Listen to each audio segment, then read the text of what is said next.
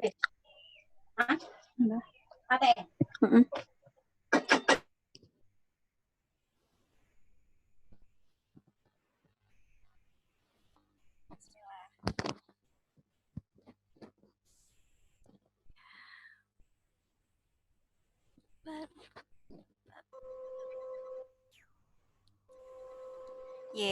Bismillahirrahmanirrahim. Kang Satrianya sudah ada di sini ya. Ya, bismillahirrahmanirrahim. Assalamualaikum warahmatullahi wabarakatuh.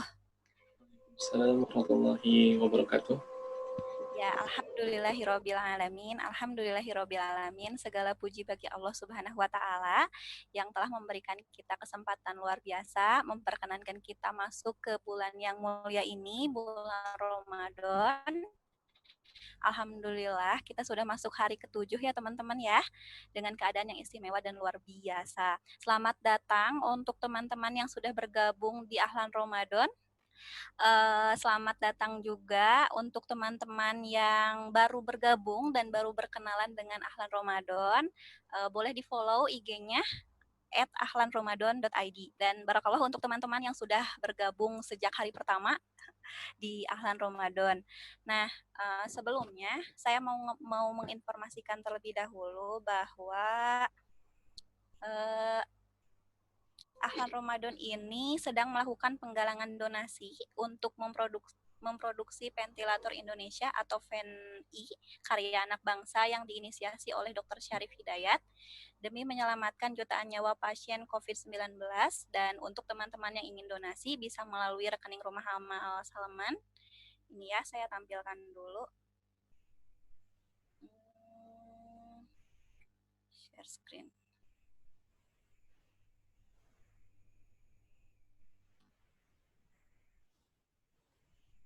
Saya izin tampilkan dulu. Share. Nah.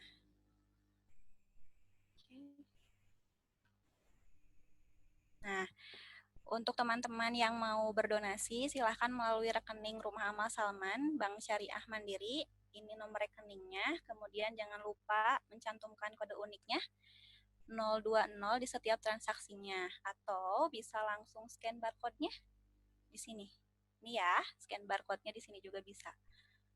Nah, dan terus saya mau mengingatkan, untuk teman-teman, kita jaga keberkahan majelis ilmu ini ya. Dimohon untuk yang mau meninggalkan majelis ilmu ini, boleh kalau misalnya ada kepentingan atau ada ya hal-hal yang urgent, boleh izin dulu. Tapi kalau misalnya lebih baik kita nanti selesainya atau meninggalkan majelis ilmunya setelah kita tutup dengan doa akhir majelis bersama-sama.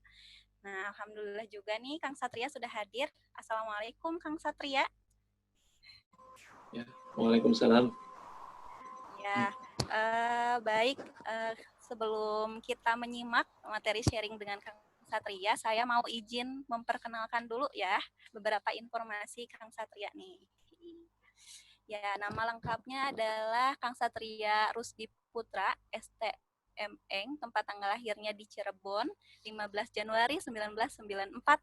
Dan prestasi dan pendidikannya, Kang Satria ini sudah menyelesaikan program Master Engineering dari Osaka University, Jepang. Kemudian lulus lulus juga cum laude dari Teknik Material ITB, kemudian awardee Inovatif Asia Scholarship 2017-2020, dan riwayat organisasinya merupakan Presiden of Muslim Osaka 2018-2019, Presiden dari Mahasiswa Islam Material 2015, dan Lembaga Tinggi Karisma ITB periode 35. Itu Kang. Nah, benar ya Kang ya? Dan selanjutnya, baik, Kang Satria nih, insya Allah nih kita udah siap mendengarkan apa ya? Mendengarkan sharing, siap berbunga-bunga sakura juga, siap berapi-api. Pengen denger nih cerita cintanya dari Kang Satria, cerita cinta Kang Satria dan istri. Gimana nih Kang? Kabarnya di sana di Jepang ya sekarang ya? Ya, betul. Alhamdulillah baik, sehat, dan masih work from home ya.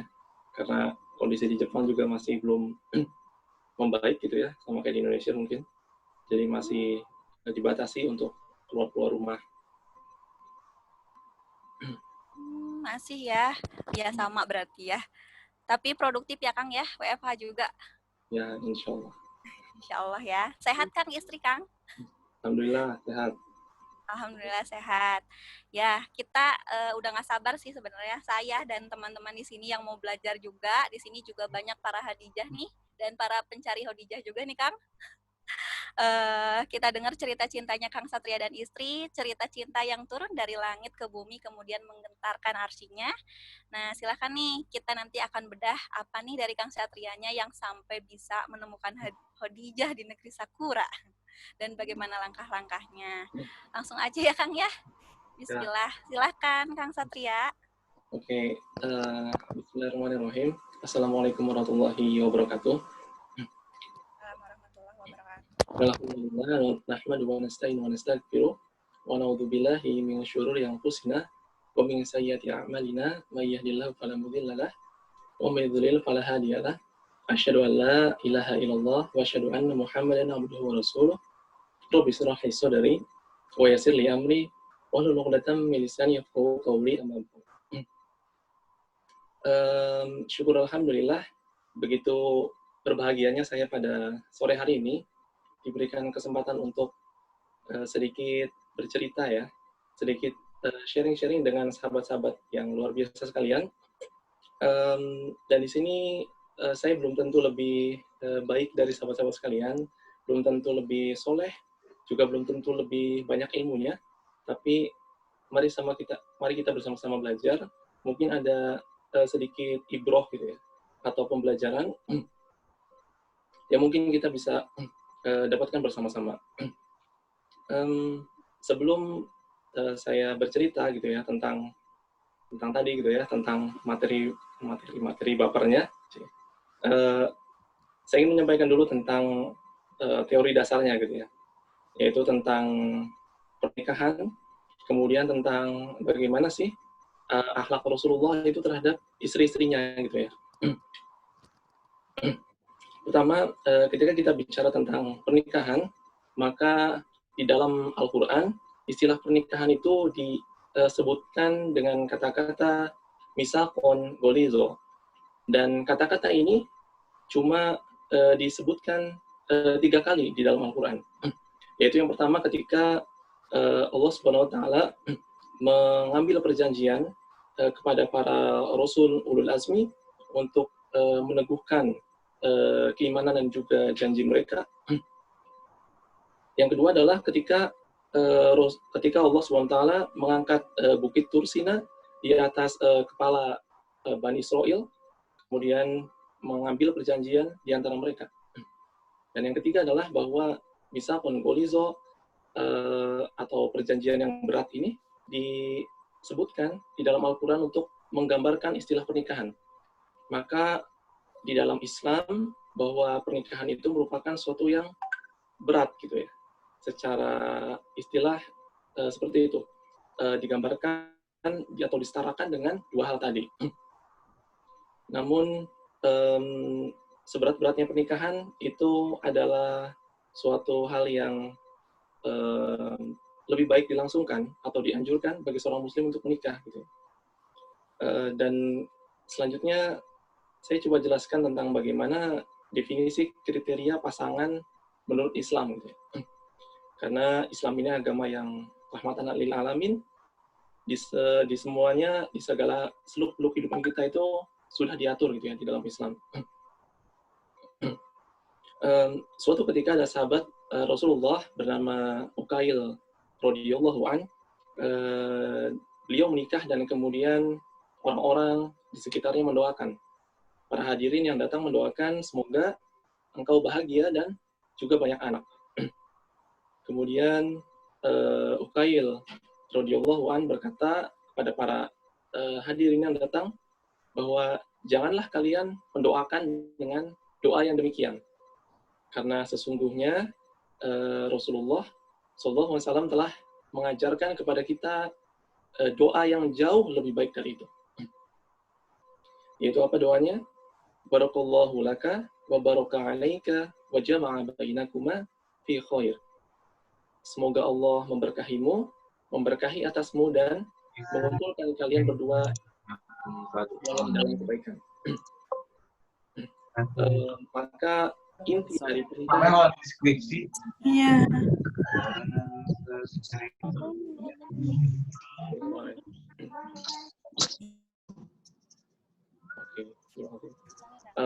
kemudian maka inti dari pernikahan itu adalah untuk mencari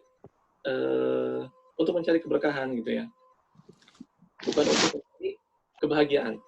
Maka ini yang perlu kita tekankan atau kita pahami bersama-sama, bahwa ketika teman-teman ingin menikah itu bukan bahagia yang dicari, dan juga Islam tidak mengajarkan atau tidak menjamin bahwa pernikahan itu selalu bahagia.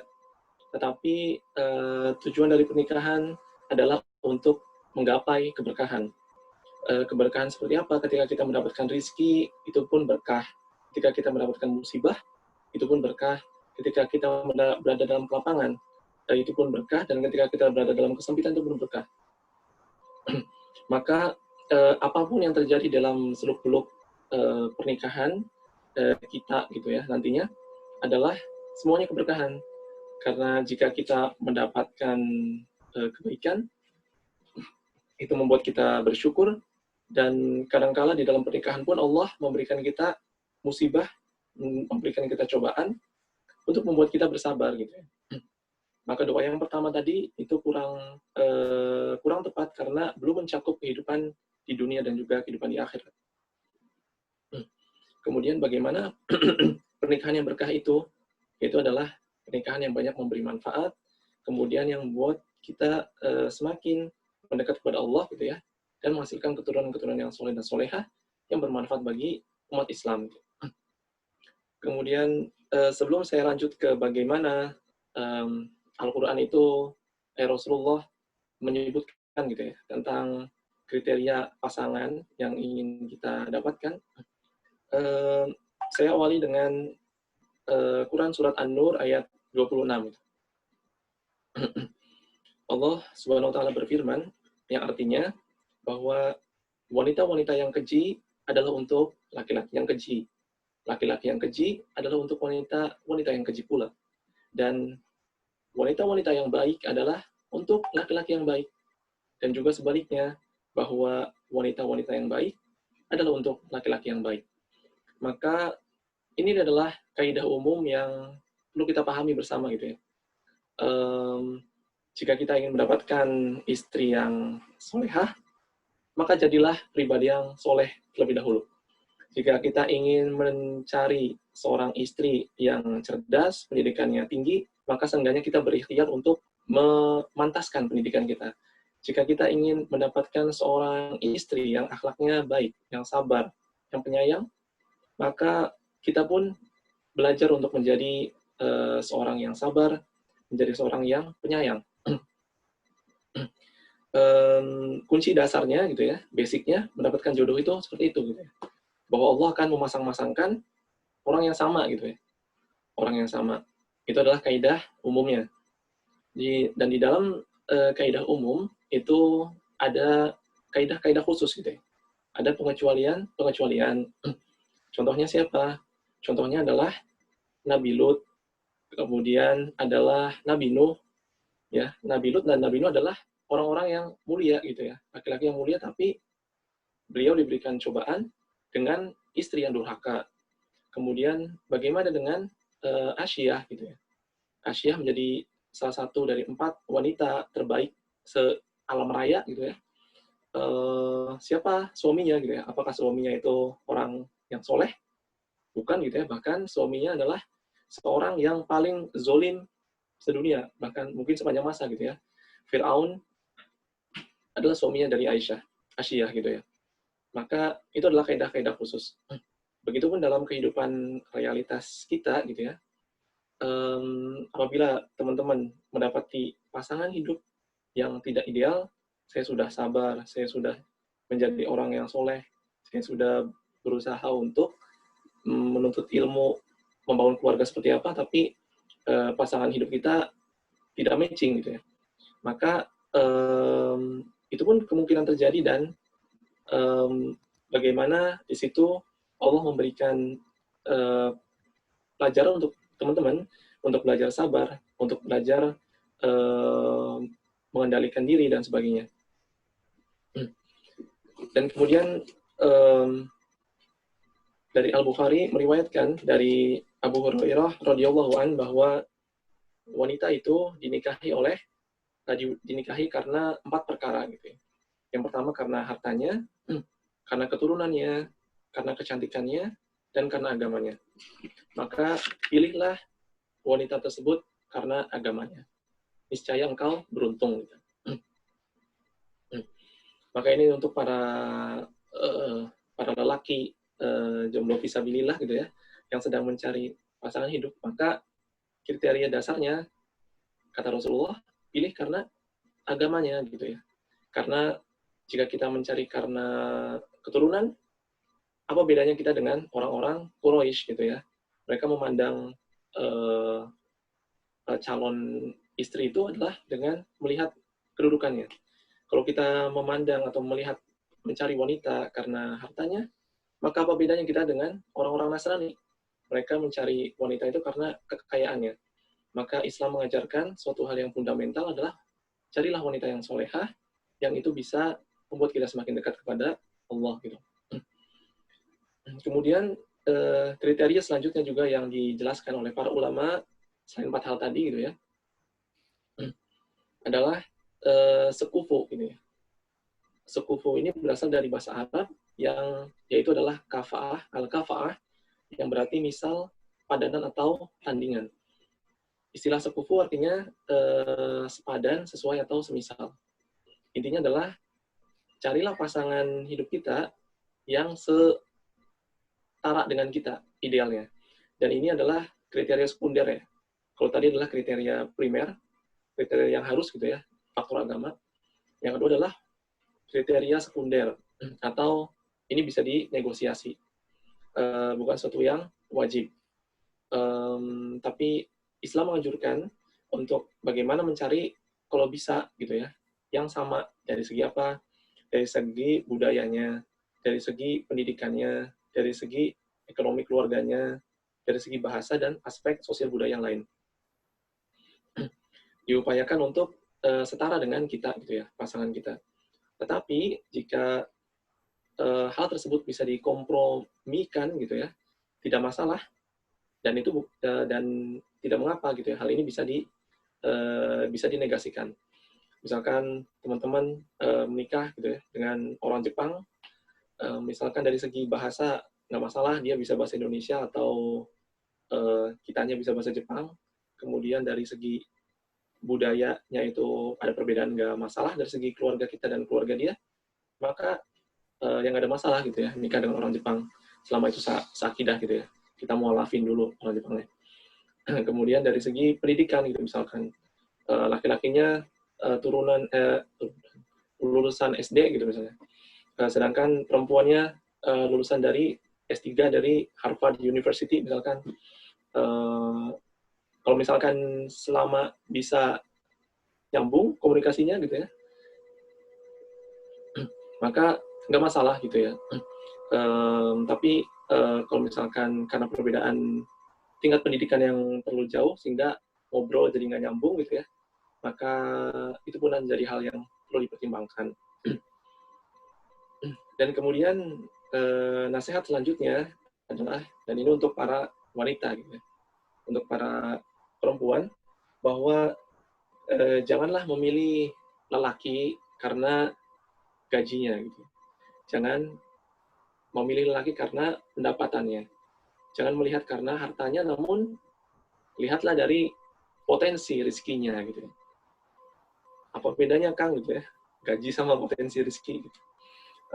Karena ada orang yang gajinya besar, tapi ternyata potensi rezekinya kecil. Ada orang yang gajinya kecil, ternyata potensi rezekinya kecil juga gitu ya. Atau ada orang yang gajinya kecil namun potensi rezekinya besar. Contohnya seperti apa gitu ya? Ada seorang komisaris besar gitu ya dari sebuah perusahaan pesawat terbang di Amerika Serikat. Dan tahukah teman-teman bahwa si beliau ini gitu ya, seumur hidupnya tidak pernah naik pesawat karena beliau menderita namanya hyperfobia, takut dengan ketinggian. Beliau komisaris besar sebuah perusahaan pesawat terbang, tapi seumur hidupnya nggak pernah naik pesawat. Maka itu namanya rizki, gitu ya. Itu namanya rizki. Rizki belum Allah kasih kepadanya. Padahal dari segi harta mungkin banyak. Gitu ya. Contohnya lain, ada yang kekayaannya banyak, gitu ya, hartanya banyak. Namun ketika dia mau makan makanan yang manis, kata dokternya, jangan Pak, gitu ya. Hati-hati diabetesnya. Mau makan makanan yang gurih, hati-hati Pak, gitu ya. Awas darah tingginya naik. Maka itu pun rezeki yang Allah batasi, gitu ya. Ada juga orang yang pendapatannya nggak banyak, gitu ya, sedikit, tapi ketika mau sesuatu ada, gitu. Ketika dia mau naik mobil, tiba-tiba ada yang minjemin mobil. Ketika suatu saat ada misalkan mau beli batagor, gitu ya, tiba-tiba ada yang nganterin batagor. Itu namanya rezeki, gitu ya. Dan rezeki itu udah Allah yang ngatur, dan bagaimana kita mensyukuri apa yang kita punya. Dan kemudian kriteria selanjutnya adalah jangan pernah laki-laki mencari seorang sosok wanita yang sempurna, dan juga jangan seorang wanita mencari sosok laki-laki yang sempurna, karena kedua-duanya memanglah Allah ciptakan tidak sempurna, gitu. Namun Allah menciptakan laki dan perempuan, tujuannya adalah untuk saling menyempurnakan. Maka kalau ada kekurangan sedikit-sedikit, gitu ya, dari calon pasangan kita atau dari pasangan kita setelah menikah, maka syukuri, gitu ya, karena itu bagian dari kekurangan dan bagian dari karunia Allah yang perlu kita syukuri, walaupun ada kekurangan di dalam pasangan kita. Sebagaimana Allah berfirman di Quran surat Ar-Rum ayat 21, "Wa min ayatihi an khalaqa lakum min anfusikum azwajan litaskunu ilaiha wa ja'ala bainakum mawaddatan wa rahmah inna fi dzalika laayatil liqaumin yatafakkarun." Yang artinya, dan di antara tanda-tanda kekuasaannya ialah Dia menciptakan dari jenismu sendiri supaya kamu cenderung merasa tentram kepadanya, dan dijadikannya di antaramu rasa kasih dan sayang. Sesungguhnya pada yang demikian itu benar-benar terdapat tanda-tanda bagi kaum yang berfikir. Maka ada kata-kata min anfusikum, menurut Imam Ar-Razi mengatakan bahwa min anfusikum yang artinya dari diri-diri kalian. Bahwa kita berasal dari diri yang satu, dari jiwa yang satu, yaitu Adam alaihissalam. Kemudian ada kata-kata litaskunu ilaiha, atau yang sering kita dengar adalah dengan istilah sakinah, gitu. Semoga menjadi keluarga yang sakinah, mawaddah warahmah. Di Al-Quran disebutkan dengan frase litaskunu ilaiha. Kata-kata litaskunu ilaiha atau sakinah ini bisa kita breakdown, gitu ya, menjadi 4 poin. Yang pertama bermakna litastaifu biha, yang artinya supaya kamu bisa menjaga kesucianmu dari pasangan hidupmu itu. Jadi tujuan pernikahan yang pertama adalah untuk menjaga diri kita, menjaga kesucian diri kita, terjaganya diri kita dari perbuatan-perbuatan dosa. Suatu ketika Rasulullah SAW datang ke para sahabat dalam keadaan rambutnya basah setelah mandi janabah. Kemudian Rasulullah bersabda kepada para sahabat, jika salah seorang dari kalian menemui wanita yang dijadikan syaitan sebagai penggoda bagi kalian, maka tahu apa perintahnya?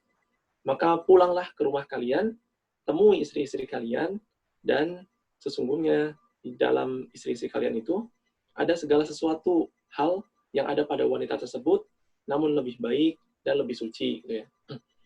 Maka itu gunanya menikah, gitu ya. untuk menjaga pandangan, mengalihkan dari hal-hal yang maksiat menjadi hal-hal yang Allah berikan pahala gitu ya. Kemudian yang kedua bermakna juga wali taftu'u ma'aha, yang artinya supaya kalian itu bisa membangun atifah, bisa membangun ikatan lahir dan batin. Yang ketiga maknanya adalah wali tamilu ilaiha, yang artinya supaya kamu itu merasa cenderung di dalam hati maupun pikiran terhadap pasanganmu tersebut. Maka ketika kita sudah menikah, yang kita pikirkan itu bukan lagi diri kita sendiri, tapi kita juga memikirkan pasangan hidup kita. Ketika misalkan kita lagi di luar rumah, gitu ya, kemudian ngelihat takoyaki enak, maka ketika sudah menikah yang ada di pikiran kita adalah istri saya di rumah makan apa ya, gitu. Istri saya mau takoyaki enggak, gitu ya. Mungkin di rumah lagi lapar. Gitu. Maka yang terpikirkan adalah pasangan kita, tidak lagi memikirkan diri kita sendiri. Kemudian lama-kelamaan bahwa pasangan suami istri itu sifatnya menjadi mirip, gitu. Sifatnya menjadi mirip. Dan itu pun yang saya rasakan, gitu. Yang saya alami setelah menikah, banyak hal-hal yang matching dan hal-hal yang magic gitu ya, magic setelah menikah.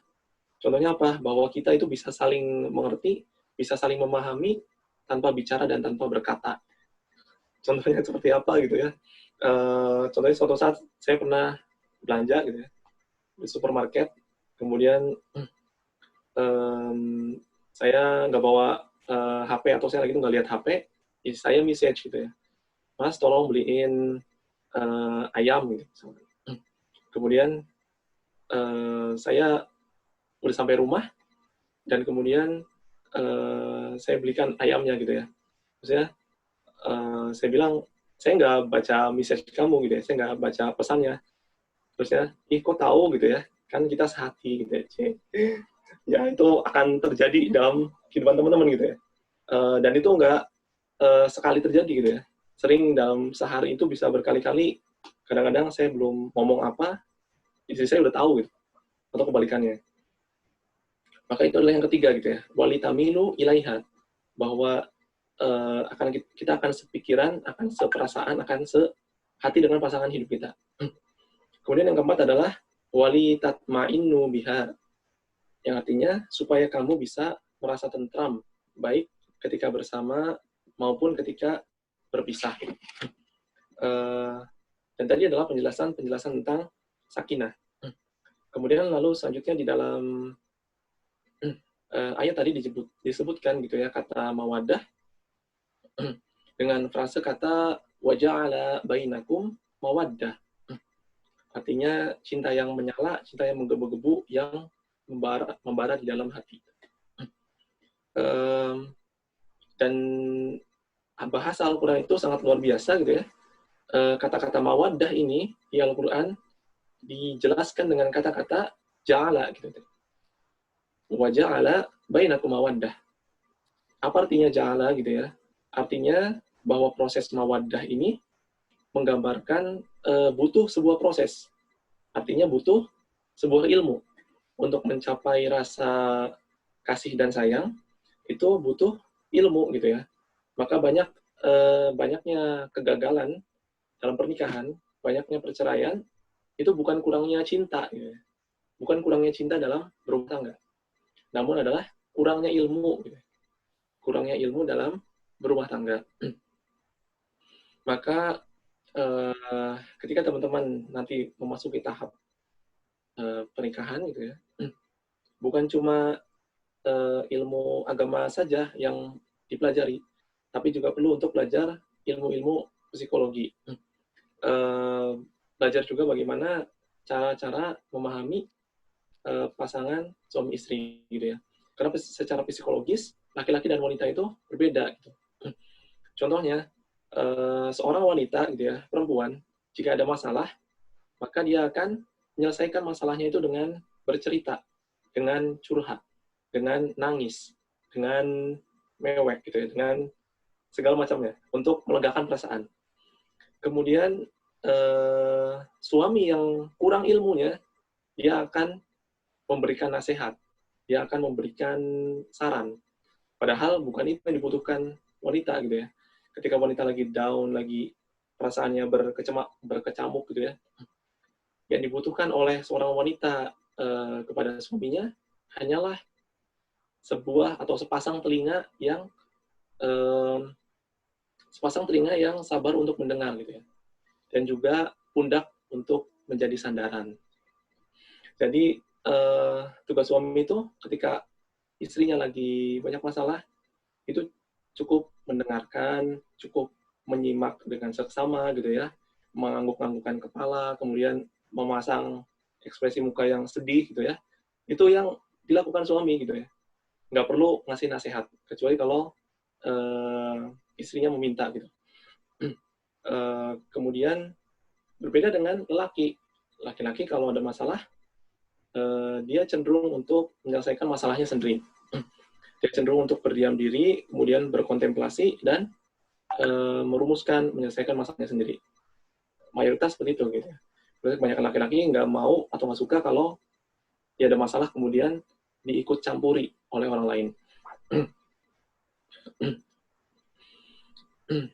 Kemudian selanjutnya, mari kita bercermin kepada hubungan suami istri Rasulullah, kepada sosok teladan yang paling mulia dan paling sempurna. Mari kita bercermin bagaimana beliau memperlakukan istrinya. Namun apakah Rasulullah, orang yang paling mulia ini, apakah beliau tidak pernah cekcok dengan istrinya gitu ya? Apakah beliau tidak pernah ada gesekan dengan istrinya? Maka Rasulullah SAW mengajarkan kepada para lelaki untuk menjadi suami yang sabar.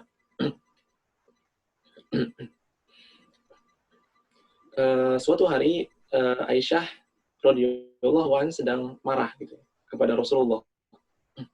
Kemudian ia meminta untuk dipulangkan ke rumah ayahnya, yaitu Abu Bakar As-Siddiq.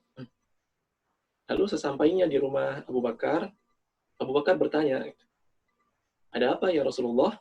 Ada apa ya Aisyah? Apa yang bisa saya bantu? Kemudian Aisyah terdiam, dan Rasulullah juga terdiam. Kemudian Rasulullah bertanya kepada Aisyah, ya Aisyah, bolehkah saya berbicara terlebih dahulu? Kemudian teman-teman tahu apa yang dikatakan Aisyah? Apa yang dijawab Aisyah dari pertanyaan ini? Kemudian Aisyah mengatakan, boleh, tapi jangan katakan kecuali kebenaran. Kalau kita maknai secara tanpa ilmu gitu ya, bahwa Rasulullah ini orang yang paling mulia, yang beliau tidak pernah berbohong, yang ucapannya itu benar dan dibenarkan.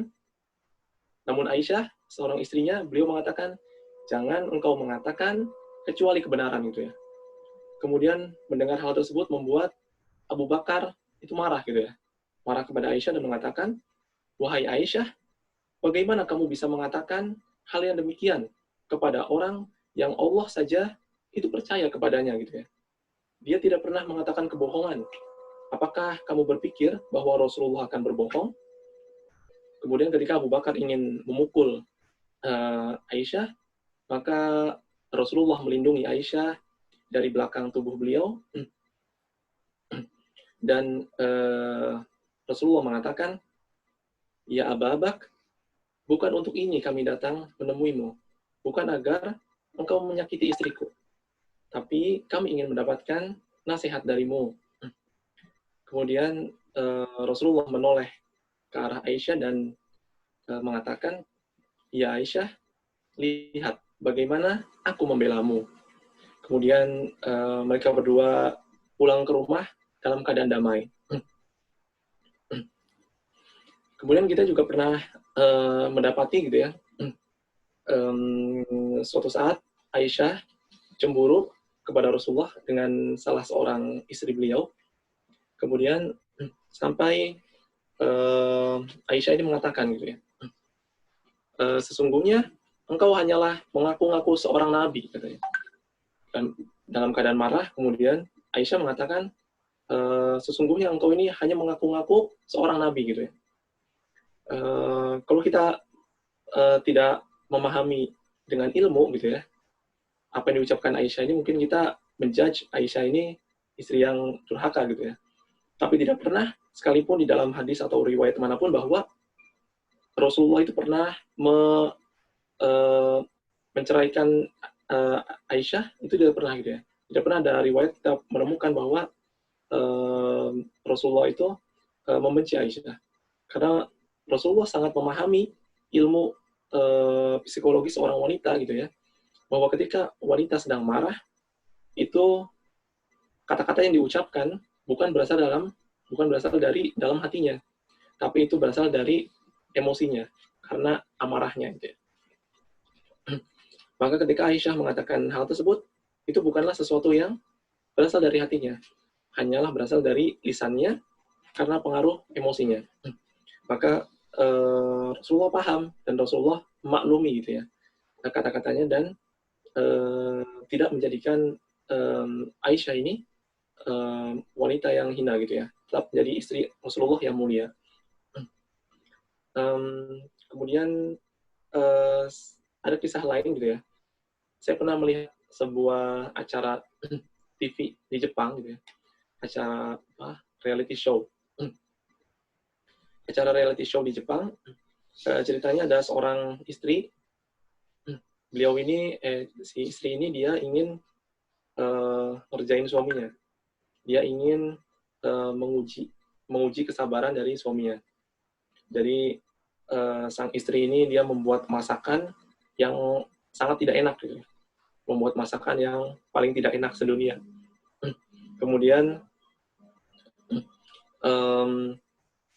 istrinya kemudian masak, dan di rumahnya itu dikasih CCTV, gitu ya, untuk memantau bagaimana reaksi dari suaminya ketika mencicipi masakan tersebut. Kemudian suaminya datang, gitu ya, dari pulang kerja, dan disuguhkan masakan yang telah dibuat istrinya tersebut. Kemudian suaminya mulai mencicipi, gitu ya, mulai memasukkan makanan tersebut ke makanannya. Kemudian pas saya lihat itu luar biasa, gitu ya. Suaminya itu ekspresinya tidak berubah, gitu. Dia tidak menunjukkan sedikit pun ekspresi makanan tidak enak, gitu. Tidak menunjukkan sedikit pun ekspresi muka kecewa. Kemudian istrinya nanya, gitu ya, gimana mas masakannya, gitu ya, enak, gitu ya. Terus dia bilang, oh iya enak, gitu. Ini masakan terenak yang pernah saya makan, gitu. Ini masakan terenak yang pernah saya makan. Terus dia nanya, gitu ya, anak-anak udah makan, gitu ya. Terus istrinya sambil bohong, gitu ya, ya anak-anak juga udah pada makan, gitu. Mereka suka. Kemudian sambil menahan rasa tidak enak itu, suaminya terus memakan makanan tersebut sampai sebelum menghabiskan makanan tadi, kru TV ya, kru dari stasiun televisinya acara tersebut datang ke rumahnya, ngetok-ngetok, kemudian mengatakan kalau ini adalah acara Super Trap, gitu ya, acara reality show, gitu ya. Kemudian baru suaminya nangis, gitu ya, nangis, dan baru mengatakan dengan jujur kalau makanannya itu bener-bener nggak enak, gitu ya. Dia bilang ini mau bukan makanan, gitu ya. Kemudian setelah itu diwawancarain suaminya, Anda kenapa, gitu ya, tadi disuguhin makanan sama istrinya nggak enak tapi tetap makan, gitu. Kok kamu Anda tetap makan dan nggak protes apa-apa, dan malah bilang makanan itu enak, gitu. Kemudian coba kita perhatikan, teman-teman. Dia ini bukan seorang Muslim, gitu ya, orang Jepang, tetapi akhlaknya luar biasa, gitu ya. Bahkan saya nggak menjamin kalau semua lelaki suami Muslim itu bisa mencontoh seperti beliau ini, gitu. Kemudian si suaminya ini mengatakan bahwa ya saya tahu kalau istri saya itu sudah bersusah payah untuk membuat makanan ini, gitu ya. Dia udah capek, istri saya udah capek di rumah ngurusin pekerjaan rumah, nyapu, ngepel, nyuci, ngurusin anak-anak dan lain-lain gitu ya, maka saya nggak mau ngecewain istri saya gitu ya, biarpun makanannya itu nggak enak gitu ya. Luar biasa gitu ya, Masya Allah banget. Dan kalau saya dihadapkan sebagai suaminya itu gitu ya, saya pun nggak bisa menjamin kalau akan bisa bersandiwara seperti itu gitu ya, berpura-pura masakannya enak gitu. Itu luar biasa gitu ya. Itu kisah nyata di Jepang gitu ya, yang pernah saya dapatkan. Saya izin batalin puasa bentar ya, karena di Jepang udah masuki maghrib. Iya, selamat berbuka, Kang Satria. Bentar ya, jangan tergoda. Kabar ya, teman-teman. Kita masih ada 1 jam lagi. Untuk teman-teman di sini yang mau bertanya, silakan ke chatroom ya kalau sudah ada pertanyaan. Ini juga sudah ada masuk beberapa pertanyaan. Alhamdulillah. Ya, alhamdulillah. Oke. Oke, saya lanjutkan. Tadi sampai mana ya? Itu adalah tadi kisah bagaimana Rasulullah itu menanggapi istrinya ketika dalam keadaan marah. Kemudian kita juga sering menemukan riwayat-riwayat yang menggambarkan kisah keromantisan dari Rasulullah gitu ya, dengan Aisyah. Suatu ketika gitu ya, suatu saat Rasulullah bertanya kepada Aisyah, "Ya Aisyah, apakah engkau ingin melihat tarian tombak yang dimainkan oleh Bilal dan kawan-kawannya?" Kemudian Aisyah menjawab, "Bala ya Rasulullah." Iya ya Rasulullah. Kemudian akhirnya mereka berdua itu menonton tarian tombak tersebut bersama-sama, dan dikisahkan bahwa Aisyah itu duduk di pangkuan Rasulullah dan pipi mereka saling bersentuhan satu sama lain, dan mereka berada dalam posisi tersebut hingga pertunjukan usai gitu ya. Itu salah satu adegan nyata gitu ya, kisah keromantisan Rasulullah. Dan juga kita dapati ketika Rasulullah berlomba lari dengan Aisyah gitu. Aisyah bercerita yang diriwayatkan oleh Tabrani. Aisyah berkata, Rasulullah SAW berlari dan mendahuluiku. Namun aku mengejarnya hingga aku mendahuluinya. Tapi tatkala badanku gemuk, Rasulullah mengajak berlomba lari kembali. Kemudian, namun Rasulullah itu mendahuluiku dan beliau mengatakan, "Wahai Aisyah, ini adalah balasan atas kekalahanku dulu." Dan kalau kita sadarin gitu ya, saat itu umur Rasulullah hampir 60 tahun gitu. Rasulullah hampir berumur kakek-kakek gitu ya. Tetapi beliau tetap masih menjaga keromantisan dengan istrinya gitu ya, dengan di umurnya yang sudah tua gitu ya. Maka keromantisan pasangan suami istri tersebut harus kita jaga gitu ya. Harus tetap dijaga hingga akhir hayat. Nah, itu kisah bagaimana indahnya Rasulullah, bagaimana teman-teman nanti sebagai seorang lelaki yang menjadi seorang suami, cukup meniru bagaimana Rasulullah itu berperilaku kepada istrinya. Bagaimana beliau berlemah lembut kepada istrinya gitu ya. Bagaimana memperlakukan istrinya dan berusaha untuk menjaga perasaan istrinya, tidak menyinggung istrinya. Oke. Selanjutnya saya ingin menampilkan sebuah slide. Oke.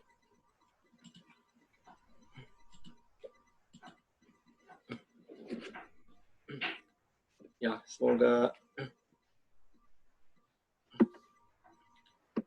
udah kelihatan slide-nya? Udah ya. Oke. Ya, selanjutnya saya ingin sedikit bercerita tentang kisah pernikahan gitu ya, pernikahan. bagaimana saya dipertemukan dengan istri saya gitu ya di sini di Jepang, dan ini judulnya Bertemu Khadijah di Negeri Sakura gitu. Ini ada seorang panitia dari Ahlan Ramadan gitu, yang mengusulkan judul baper ini gitu.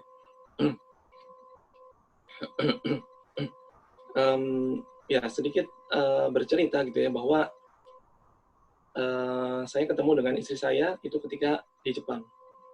Jadi ketika di Indonesia kami belum saling mengenal satu sama lain, dan kemudian sedikit bercerita tentang profil istri saya gitu ya.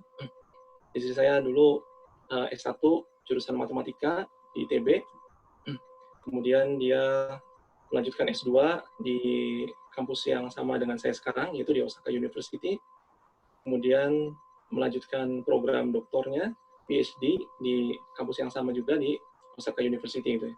Sampai akhirnya kemudian menjadi asisten profesor di lab di Osaka University setelah menyelesaikan program PhD-nya. Kemudian ya riset beliau itu tentang matematika bidang biomedis gitu ya, biomedical mathematics. Jadi membuat simulasi pertumbuhan pembuluh darah gitu ya, dan kaitannya dengan sel kanker. Itu seputar isi saya, profil singkatnya. Dan saya ingin sedikit bercerita, maka mari kita bisa simak bersama-sama gitu ya. Semoga ada kebaikan dan manfaat yang bisa kita peroleh bersama-sama.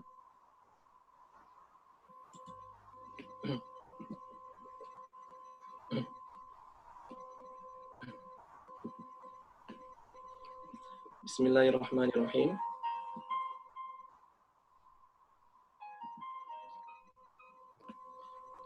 Jangan dikira bahwa cinta datang dari keakraban yang lama dan pendekatan yang tekun.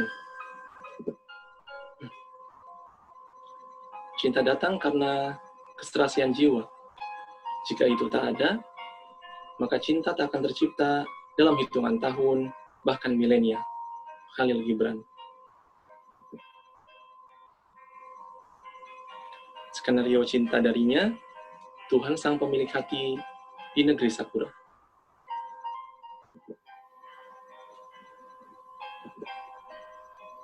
Dengan penuh kerendahan hati dan mengagungkan nama Rob semesta alam, Rob yang menggenggam jiwa-jiwa kami, Rob yang maha membolak-balikan hati manusia. Dia maha mempertemukan siapa-siapa yang dia kehendaki, dan menghalalkan siapa-siapa yang dia kehendaki pula.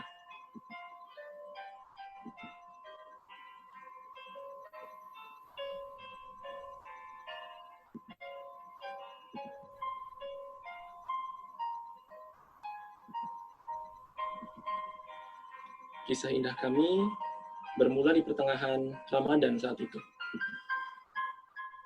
Ketika sebuah mimpi berlabuh di pikiranku. Mimpi yang sungguh aneh dan tak biasa seumur hidupku. Nama seorang wanita yang bersanding dengan namaku. Dalam sebuah kartu undangan pernikahan. Mungkinkah ia?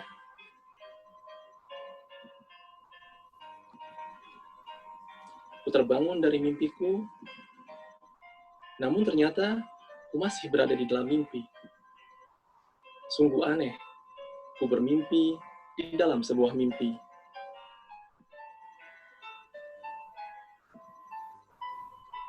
Dan Allah punya berbagai cara dalam mempersatukan hambanya. Selepas sholat Idul Fitri, di dekat Masjid Ibaraki Osaka saat itu, seorang guru tafsir Al-Quranku mendekatiku dan menyapa dengan salam hangatnya.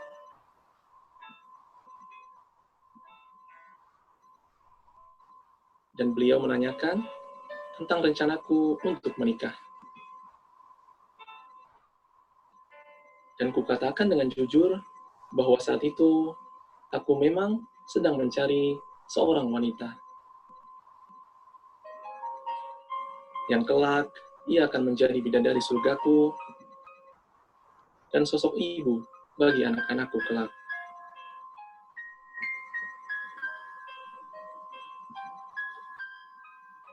Lalu beliau menyampaikan tentang seorang wanita yang sedang tertarik denganku. Dan ia menyebutkan nama dari sosok wanita tersebut, Isamir.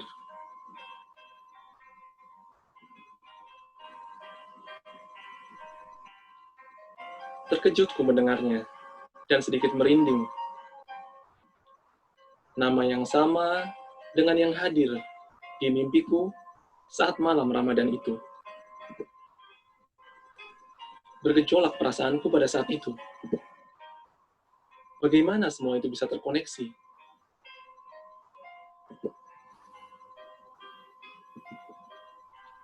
Istikharah menjadi keniscayaan untuk menenangkan hati ini.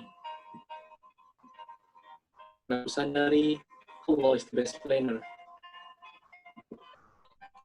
Sampai akhirnya Allah mengungkapkan ini untuk bertakaruf dengannya.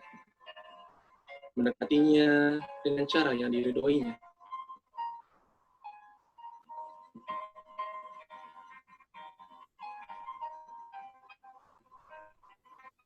Murabiku lalu memfasilitasi kami untuk bertemu dan bertakaruf.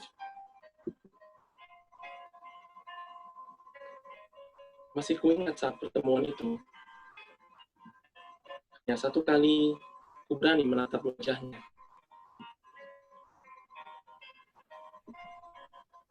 Karena ku sadari,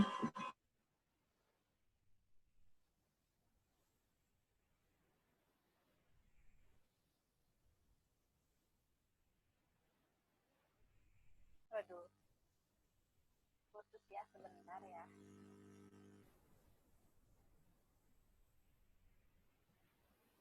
Baik, kita sambil nunggu terhubung lagi Kang Satria. Teman-teman yang sudah punya pertanyaan boleh ke chatroom ya. Kemudian teman-teman yang baru gabung, selamat datang di Ahlan Ramadan. Yang belum follow IG-nya Ahlan Ramadan boleh di-follow, dan tidak lupa kami informasikan juga bahwa kami sedang menggalang donasi buat VENI ya, Ventilator Indonesia.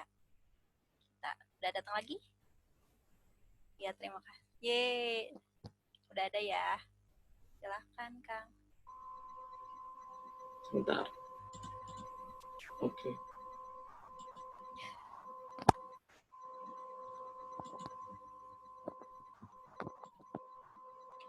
Luar biasa ya, so sweet, Kang. Oke. Ini saya lanjutin lagi ya. Silahkan, Kang.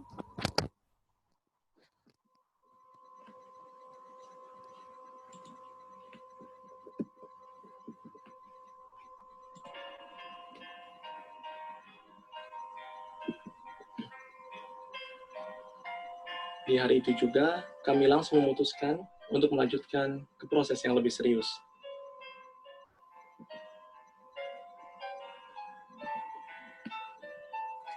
Dan alhamdulillah, betapa bersyukurnya diri ini. Allah pertemukanku dengan sosok wanita soleha yang menawan akhlaknya, yang jelita rupanya, yang cerdas intelektualnya.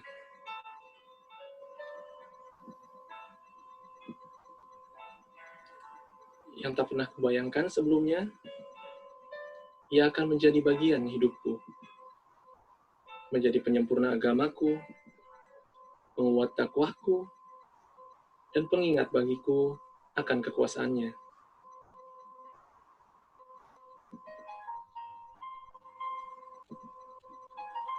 Sungguh, Tuhanku itu sebaik-baik pembuat rencana.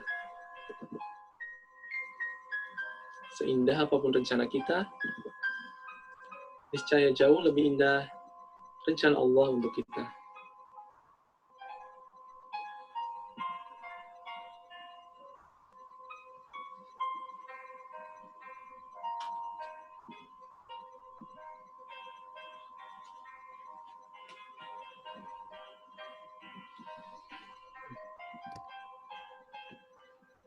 Rasa itu bermula dari permulaan Oktober 2017.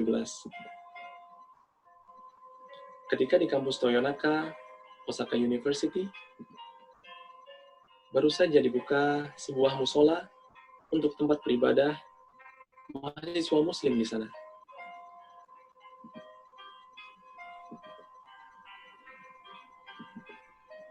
Di salah satu sholat fardu, terdengarlah suara takbir dari seseorang yang menjadi imam sholat tersebut.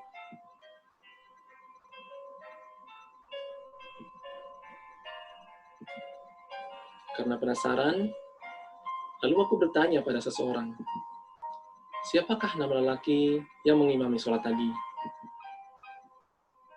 Satria namanya.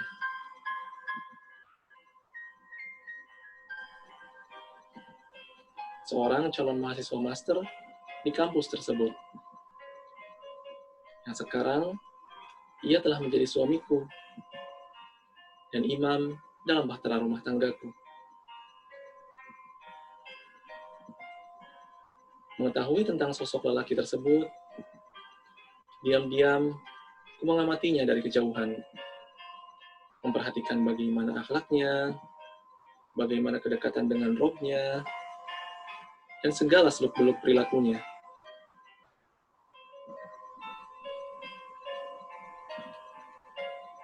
Semakin lama ku mengenalnya, semakin ku merasa tertarik kepadanya. Terbesit di pikiranku saat itu, bahwa dia cocok untuk menjadi penyempurna agama bagiku, dan calon ayah bagi anak-anakku kelak.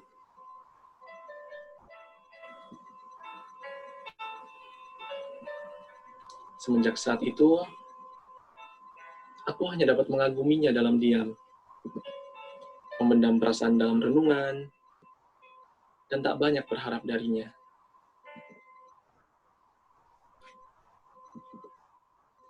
Beberapa bulan kemudian, seorang dokter dari Mesir membuka kelas tafsir Al-Quran di kampus kami. Aku mengikuti kelasnya, begitu juga dengan dia. Saat ia tak ada, aku sering bertanya seputar pernikahan. Hingga di pertengahan Ramadan, aku ditemani dengan seorang teman wanita bertanya kepada guru kami tersebut terkait pernikahan. Menceritakan tentang ketertarikanku pada seseorang, tanpa ku sebutkan namanya.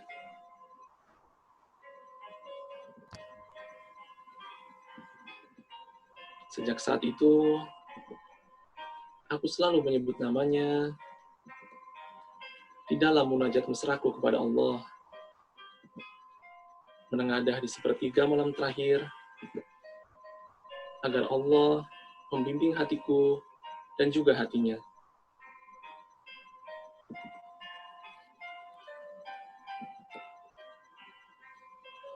Hingga seminggu pasca Idul Fitri,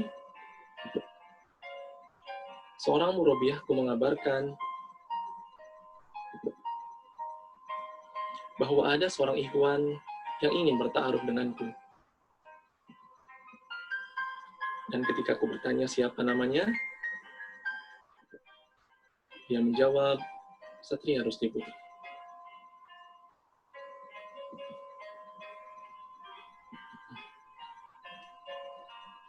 Setelah ta'aruf dijalankan dan kami dipertemukan,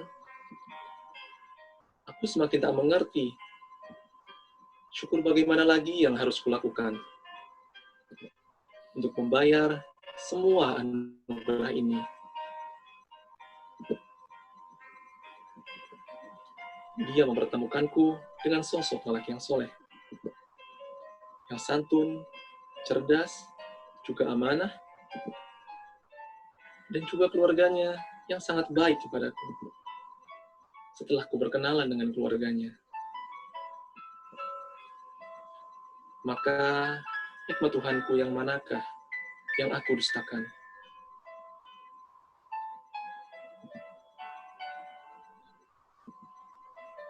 Sampai detik ini, aku masih terkagum-kagum dengan skenario Allah dalam mempertemukan kami. Caranya sungguh terlalu manis dan akan membuat siapa saja terenyuh sanubarinya. Dari proses ini, membuatku semakin yakin bahwa dialah sebaik-baik pembuat rencana. Hanya butuh yakin dari hati ini dan perhatikan bagaimana Allah akan indahkan pada waktunya.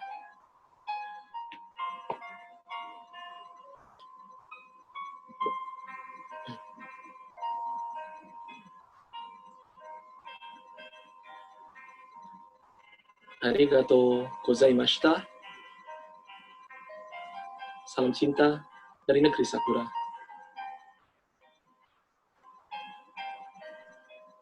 Osaka, 30 April 2020.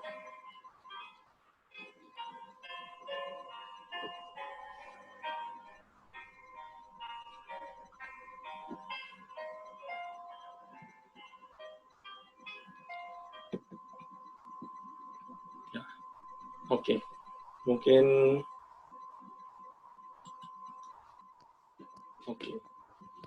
ya mungkin tadi sekilas perjalanan gitu ya. Perjalanan saya dan istri saya dan bagaimana kita dipertemukan. Ya semoga teman-teman bisa mendapatkan sedikit ibroh. Semoga teman-teman mendapatkan ada banyak hikmah gitu ya yang bisa didapatkan, bukan karena kami orang yang soleh dan solehah, bukan karena kami orang yang sempurna, tapi hanya saja Allah menutupi kekurangan kami dan memberikan banyak hikmah gitu ya untuk disebarkan ke teman-teman. Ya semoga bermanfaat dan mohon maaf jika ada banyak kekurangan dari materi yang disampaikan. Apakah tadi siapa namanya? Dinar sudah Ya. Anda? Ya, ada pertanyaan nih Kang, banyak. Okay. Mau dibahas Mungkin beberapa dulu atau mau sholat maghrib dulu Kang? Oke. Mungkin saya izin sholat maghrib 5 menit dulu ya. Oh iya, Mungkin baik. teman-teman sambil berpikir dan sambil memikirkan pertanyaannya apa gitu ya. Boleh. Sambil beristirahat, insya Allah 5 menit kembali. 5 menit lagi saya akan kembali gitu ya. Ya. Mohon izin bentar. Ya. Ya, baik teman-teman semua yang sudah punya pertanyaan ya, sambil saya tadi review ya, bahwa kalau kata Kang Satria ini, pernikahan ini semuanya adalah keberkahan, kebaikannya menjadikan kita bersyukur dan cobaannya menjadikan kita bersabar. Kemudian teman-teman jangan jauh-jauh, katanya kalau jodoh kita itu adalah kesamaan kita. Jadi kalau kita mau yang seperti apa, mau yang berpendidikan, maka jadikanlah kita juga berpendidikan. Seperti itu. Jadi kuncinya adalah memantaskan diri ya, mendidik diri sendiri. Sambil nunggu Kang Satria sholat ya, kita review dulu. Terus jadi kalau misalnya Kang Satria ini, bahwa pernikahan ini adalah melatih kesabaran dan pengendalian diri. Terus bagaimana katanya mendefinisikan kriteria ideal menurut pandangan Islam? Kalau tadi kata Kang Satria dari 4 itu, apa aja tadi yang 4? Katanya kalau Kang Satria maka prioritaskan adalah agamanya. Terus diperhatikan juga adalah kesukufuannya. Ya minimal bisa nyambung kalau ngobrol gitu. Terus dari sisi agama juga harus sekufu. Terus terus yang ketiga, kalau untuk perempuan katanya jangan dilihat dari gajinya yang sekarang, tapi lihat dari potensi rezekinya. Terus jangan mencari sosok yang sempurna, karena perempuan dan laki-laki itu saling mensempurnakan. Lagi ya, kita review teman-teman. Nah, terus teman-teman yang udah punya pertanyaan juga, silahkan di chat room, boleh dituliskan. Dan saya mau mengingatkan kembali bahwa Ahlan Ramadan ini sedang melakukan penggalangan donasi untuk memproduksi ventilator Indonesia atau VENI ya, karya anak bangsa yang diinisiasi oleh Dr. Syarif Hidayat. Nah, untuk teman-teman yang mau donasi, silahkan melalui rekening Rumah Amal Salman, Bank Syariah Mandiri, dan kode barcode-nya nanti saya share juga di sini. Wah, udah banyak ya pertanyaannya, alhamdulillah.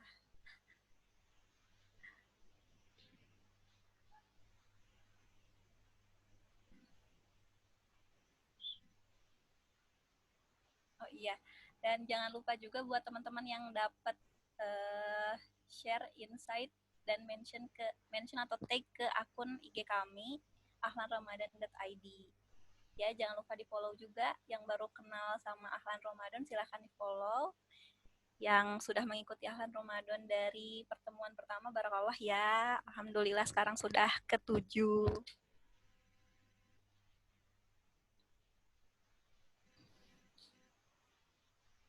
Wah, sudah banyak ya pertanyaannya ya. Oh iya, dan katanya nih ada titipan dari panitia juga, ntar insight yang terpilih bakal dapat hadiah. Jadi teman-teman yang udah dapat insight-nya nih, boleh di-share di akun IG-nya, kemudian tag ke Ahlan Ramadan.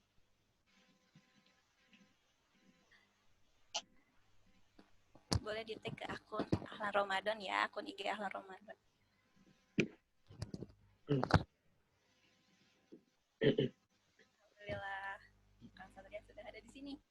Kang, Ya. Masuk ke sesi pertanyaan ya, Kang ya? Oke, boleh. Boleh. Kita dari yang teratas. Wah, ada dari Song Jikri. Bismillah, Assalamualaikum. Perkenalkan, nama saya Muhammad Zikri Abdurrahman.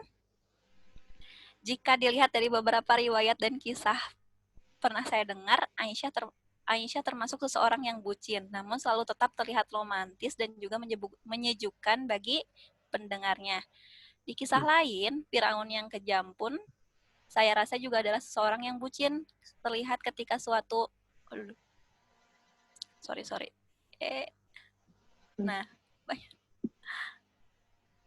ini katanya di kisah yang lain, Firaun yang kejam pun saya rasa juga adalah seorang yang bucin, terlihat ketika suatu masa dia memerintahkan untuk membunuh seluruh anak laki-laki yang lahir dia malah menuruti istrinya Asiyah untuk mengadopsi anak itu, yaitu Nabi Musa, yang mana itu adalah awal mula kehancuran kekuasaannya. Jika kita melihat dari kedua kasus tersebut, ada dua perbedaan antara romantis dan juga bucin. Bagaimana membedakannya? Terus bucin yang baik itu yang bagaimana sih, Kang?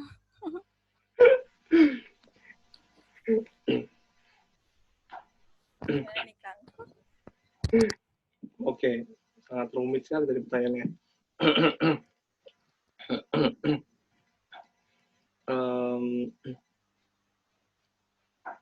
Tadi intinya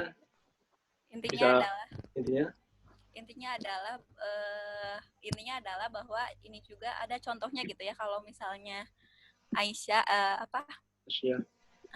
kan kalau yang pertama katanya dicontohin kalau Aisyah itu seorang yang bucin namun tetap terlihat romantis, kemudian Firaun juga bucin katanya sama Asiyahnya.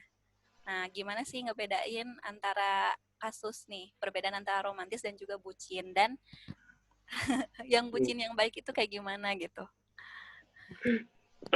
Oke, ini bahasanya sangat kekinian sekali gitu ya. Mungkin kita beda generasi. Oke. Pertama dalam kasus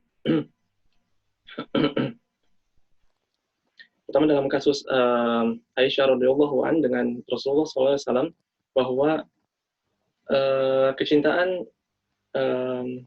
Aisyah dan Rasulullah itu adalah kecintaan yang murni gitu ya. bahwa kecintaan yang benar-benar hakiki, dan Aisyah mencintai seorang yang menjadi kekasih Allah Subhanahu wa taala gitu ya. Dan cintanya itu didasarkan pada hal agama. Sedangkan kalau kita tadi misalkan mengatakan kaitkan dengan kasus Fir'aun gitu ya. Hal tersebut sebenarnya bukan karena murni ya, bukan murni karena Aisyah Asiyahnya gitu ya. Bukan karena Asiyahnya, bukan karena istri Rasulullah, bukan karena istri Fir'aunnya. Tapi saat itu Allah SWT membuat atau melunakkan hati Fir'aun sehingga beliau mengizinkan istrinya itu untuk memelihara Musa alaihissalam. Jadi mungkin itu dua kasus yang berbeda gitu ya, antara Fir'aun dengan Aisyah tadi, di mana kalau Fir'aun itu kita tidak bisa kita bandingkan dengan kasus bucinnya Aisyah gitu ya. Tapi di sini Fir'aun Allah gerakkan hatinya, kemudian Allah rekayasa sedemikian rupa sehingga membuat Fir'aun itu tersentuh hatinya dan mengizinkan istrinya tersebut untuk memelihara Musa kecil. Ya mungkin itu sedikit penjelasannya. Ya, ada nggak sih Kang bucin yang baik itu? Bucin yang baik, bucin yang nggak baik itu yang seperti apa contohnya? Yang mungkin terlena-kan kali ya Kang ya? Ya, pertama segala hal cinta, pertama bahwa kita sadari ya, kalau kita sadari bahwa cinta itu adalah rahmat yang datang dari Allah, dan kemudian bagaimana kita mengimplementasikan cinta tersebut kepada jalan-jalan yang Allah ridhoi gitu ya. Misalkan ketika kita sebelum menikah, kemudian kita menjadi bucin dan juga mencintai seseorang itu belum halal dan juga dan itu bisa menjadi suatu jalan untuk perbuatan dosa gitu. Berbeda lagi ketika sudah menikah, maka segala hal yang dulunya haram gitu ya, dulu cuma tatap-tatapan mata aja haram gitu ya, setelah menikah itu semuanya jadi halal gitu ya. Pegang-pegangan jadi halal gitu ya, dan yang lebih dari itu jadi halal gitu ya. Maka bagaimana menyandarkan cinta kita ini bukan kepada makhluk tapi kepada sang pencipta makhluk tersebut gitu ya. Ketika teman-teman nanti sudah menikah, jangan menyandarkan cinta teman-teman itu kepada pasangan teman-teman gitu ya, tapi sandarkan cinta teman-teman itu kepada yang menciptakan suami atau istri kalian. Maka insya Allah itu adalah cinta yang hakiki dan cinta-cinta yang membawa keberkahan itu. Maka ketika kita mencintai sang pemilik hatinya, maka Allah pun akan membuat cinta di antara keduanya menjadi keberkahan. Insya Allah. Ya Kang ya, jadi semuanya kembalikan lagi kepada Allah ya Kang ya. Iya. Selanjutnya nih Kang, ada pertanyaan dari Hilda. Pertanyaannya adalah, bagaimana ciri-ciri bahwa makna diri kita kalau siap, gini nih, sebenarnya makna diri kita udah siap itu ciri-cirinya seperti apa? Dan bisa dikatakan cocok itu bagaimana sih Kang? Ciri-cirinya siap, pertama ada dorongan di dalam hati kita itu untuk menikah, ada keinginan. Pertama jelas ada keinginan dulu gitu ya.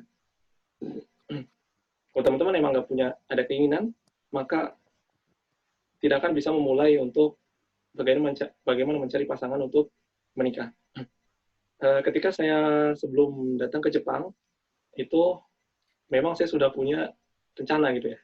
Sudah punya rencana untuk mencari calon istri gitu ya. Nggak tahu calon istrinya seperti apa gitu ya. Masih Allah sembunyikan. Yang penting saya udah punya udah punya niatan, ya ketika Jepang nanti berniat untuk mencari calon istri yang solehah gitu. Kemudian dari segi kesiapan, saat itu waktu saya menikah, saya belum punya penghasilan. Jadi saya cuma mengandalkan uang dari beasiswa gitu ya. Dan saya belum bekerja saat itu. Jadi saya dari ITB, kemudian langsung lanjut S2 di sini, belum sempat bekerja dan belum sempat ada penghasilan, kecuali dari uang beasiswa saja. Dan saat itu antara siap dan tidak siap gitu ya. Pertama dari segi kalau kita mikir ada keraguan bahwa saya belum jelas pekerjaannya apa gitu ya. Saya habis lulus dari master ini kemarin gitu ya. Itu saya belum jelas mau kemana. Apakah mau lanjut S3? Kalau lanjut S3 juga beasiswanya dari mana? Saya belum tahu.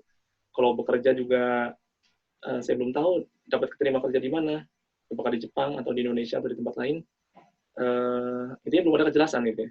Belum ada kejelasan masa depan saya seperti apa gitu ya. Tapi ketika kita belajar, ketika kita meyakini bahwa Allah itu maha pengatur rezeki, bahwa setiap orang, setiap individu, bahkan setiap makhluk gitu ya, bahkan makhluk yang melata, yang hidup di muka bumi, yang dia ada di dasar lautan yang gelap, itu Allah udah jamin rezekinya. Maka ini juga suatu hal yang perlu kita imani gitu ya. Belajar yakin, belajar untuk mengasah keimanan kita bahwa rezeki itu sesuatu yang sudah Allah atur gitu. Sudah Allah atur dan sudah Allah bagi kepada setiap makhluk itu dengan sangat presisi. Akhirnya ketika saya paham itu, saya mencoba untuk mengurangi kekhawatiran dan memberanikan diri untuk mencoba bertaruh dan kemudian menikah. Kemudian bagaimana tandanya lagi kita siap menikah adalah sering-seringlah beristighfar gitu ya. Maka yang mengetahui hati teman-teman itu Allah SWT gitu ya.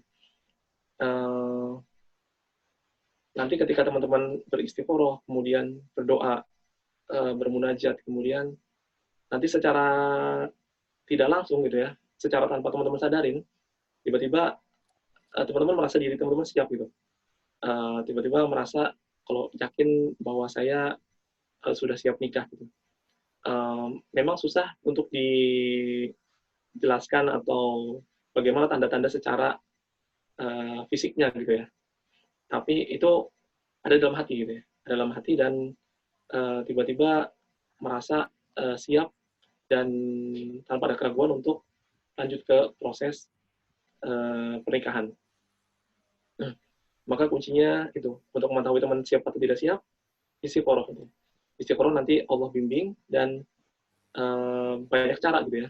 Banyak cara untuk Allah itu membuat teman-teman itu mendapatkan jodoh, mendapatkan tiba-tiba dapat rezeki, tiba-tiba berbagai macam caranya yang sudah Allah atur gitu ya untuk mempertemukan sahabat sekalian dengan pasangan hidup kalian itu. Mantap, berarti istikharah adalah kunci ya Kang ya. Ya. Selanjutnya ya Kang ya, ada lagi nih pertanyaan dari Adni. Boleh nggak sih kita menyebutkan nama seseorang dalam doa agar dia menjadi jodoh kita? Terima kasih. Oke. Ya, itu juga yang dilakukan istri saya gitu ya. Jadi apa namanya, dulu gitu ya, setelah nikah nih ya, setelah nikah istri saya baru cerita gitu ya, di dalam doanya kemudian sering menyebut nama saya dan agar Allah bimbing hati saya dan bimbing hatinya dia juga gitu. Maka tidak ada masalah gitu ya. Para ulama pun tidak ada yang melarang untuk menyebut nama seseorang yang kita sukai atau kita harapkan menjadi pasangan hidup kita untuk kita sebutkan di dalam doa kita gitu. Ya tidak ada permasalahan dan ya silakan sebutkan gitu ya. Silakan sebutkan dan tunjukkan gitu ya. Ya Allah, Jadi jika si X ini adalah jodoh terbaikku, maka mudahkanlah dan tunjukkanlah kebaikan-kebaikannya gitu.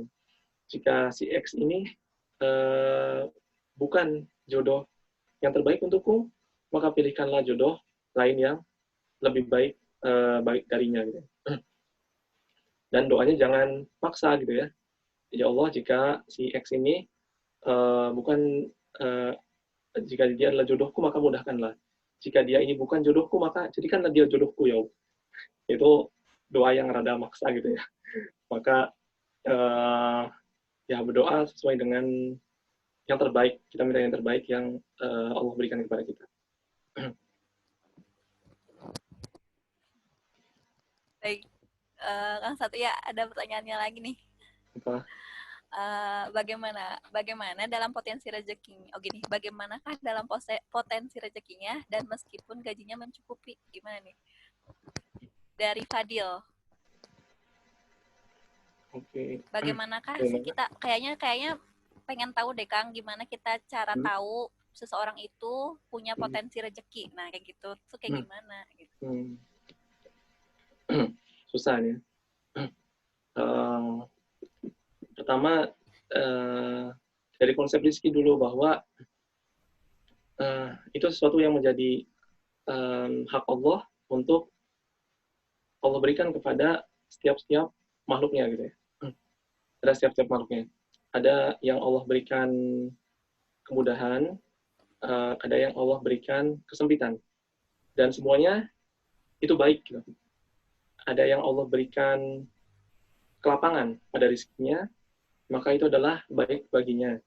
Bahwa Allah punya rencana yang baik dari rezeki yang banyak tersebut. Tapi ada juga Allah yang batasi rezekinya gitu ya.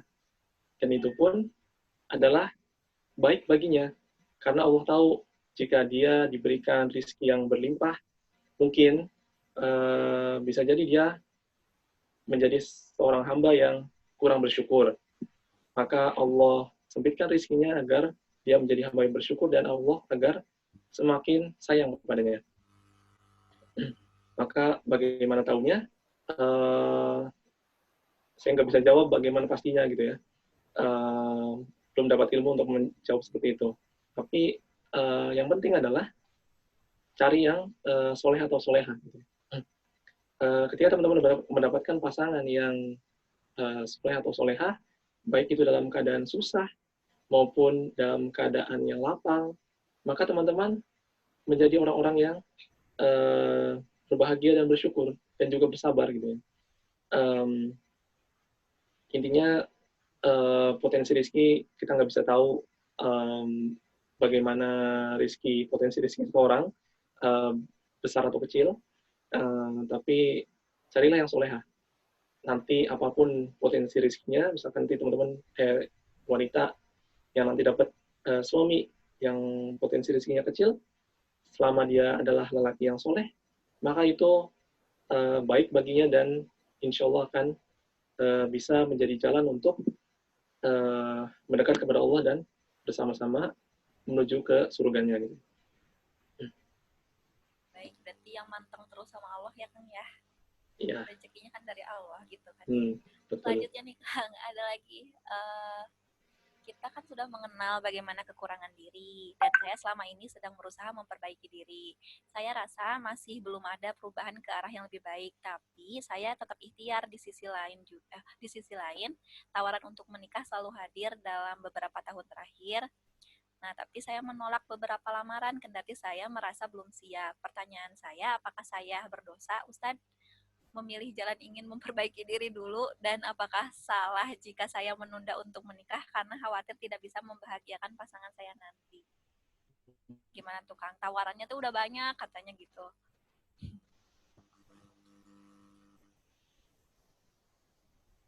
Oke, halo. Oke.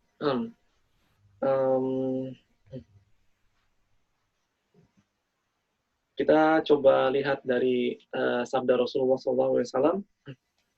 Jika ada seorang lelaki yang baik akhlaknya dan baik agamanya, kemudian melamar anak kalian, maka perintah dari Rasulullah adalah kepada orang tua untuk menerimanya gitu ya. Jadi pertama kalau kita lihat dari sudut pandang calon yang akan melamar kita, selama dia agamanya baik, selama dia akhlaknya baik, maka seharusnya itu kriteria utama ya. Tidak ada alasan bagi kita untuk menolak lelaki tersebut. Maka karena itu yang akan membuat kita menjadi beruntung. Kemudian ketika kita bercermin kepada diri kita lagi bahwa ya kadangkala saya masih banyak kekurangan. Kadangkala ketika bercermin masih banyak hal-hal ketidaksempurnaan yang tadi mungkin membuat calon atau pasangan hidup kita menjadi kecewa.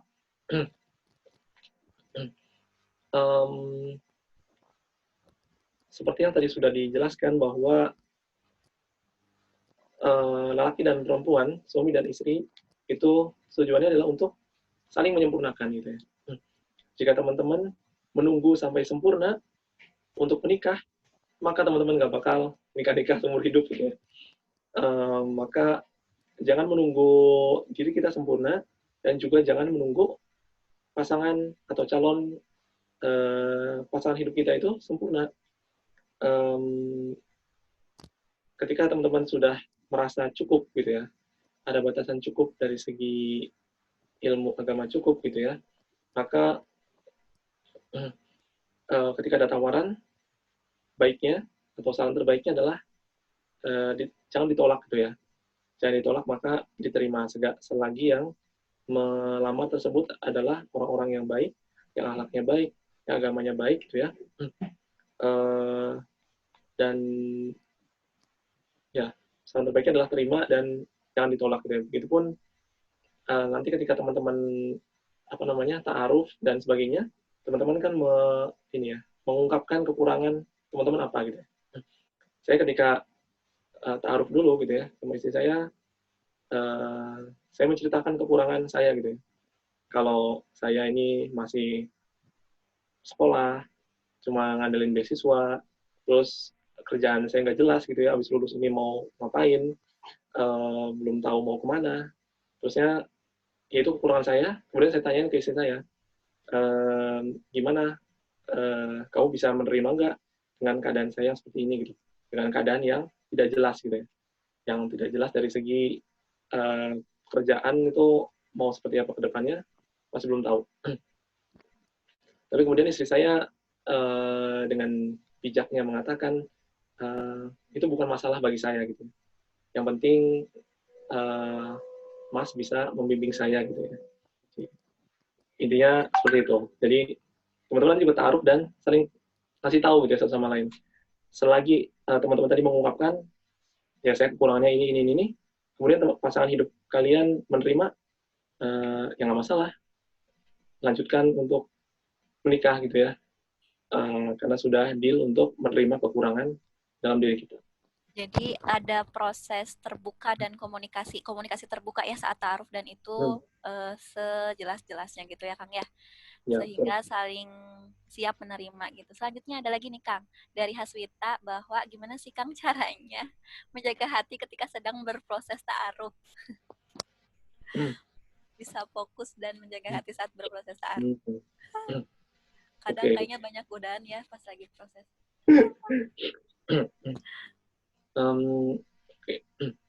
Pertama, sarannya dari proses ta'aruf ke menikah itu waktunya jangan terlalu lama. Karena ketika terlalu lama, setan udah mulai menggoda-goda kita gitu ya. Setan sudah mulai menggoda-goda kita, mulai menggoda dari segi interaksinya, dari segi lain-lainnya gitu ya. Maka sempitkan waktunya dari ta'aruf ke nikah. Dulu saya cuma waktu 3 bulan gitu. Dari ta'aruf ketemuan langsung, kemudian sampai ke akad nikah itu cuma waktu 3 bulan gitu ya, nggak lama-lama. Jadi pertama baiknya seperti itu, jangan dilama-lamakan. Yang kedua, kembali lagi gitu ya, bahwa Allah yang muqallibul qulub, yang membolak-balikkan hati manusia, maka selama proses ta'aruf itu banyak berdoa kepada Allah agar Allah menjaga hati kita dan juga hati calon pasangan kita gitu ya. Baik. Jadi kuncinya adalah mendekatkan diri kita pada Allah terus ya Kang ya, karena setan tidak akan tinggal diam. Ya, Selanjutnya ada pertanyaan dari Santi. Assalamualaikum Kak, saya ingin bertanya. Saya belum berumah tangga, tapi sering banget dengar case seperti jika perbedaan prinsip dan visi misi atau tabiat yang kurang kita senangi, bahkan mungkin tidak ditolerin dan ditemukan. Oh, jadi dia menemukan banyak cerita ya. Ini tuh orang-orang menemukan hal yang beda prinsip, visi misi atau tabiat yang kurang kita senangi setelah pernikahan, sedangkan kekeh keduanya tidak ingin berubah dan mengalah. Apa yang harus dilakukan?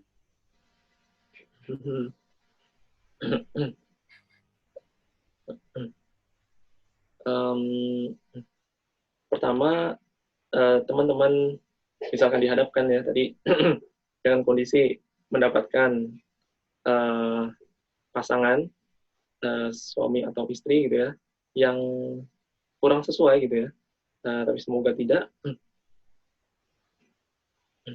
maka saran pertamanya adalah belajar bersabar gitu. Contohnya seperti siapa? Seperti Asiyah gitu ya. Asiyah memiliki seorang suami yang paling durhaka sepanjang zaman gitu ya. Manusia yang paling zolim. Teman-teman bisa bayangkan gitu ya, menjadi seorang istri dari orang yang paling zolim sedunia gitu. Tapi pernahkah teman-teman dapat riwayat bahwa Asiyah itu menggugat cerai kepada Fir'aun? Pernah nggak dapat ininya? Kalau saya belum pernah dapat ada riwayatnya menyatakan Asiyah itu ingin minta cerai sama Fir'aun. Seberapa buruknya si Fir'aun itu gitu ya, manusia paling terburuk di dunia, tapi Asiyah nggak pernah minta cerai sama dia. Dia memilih untuk bersabar, dan maka dari itulah maka Asiyah ini menjadi wanita dari 4 wanita terbaik gitu ya, terbaik sepanjang zaman gitu.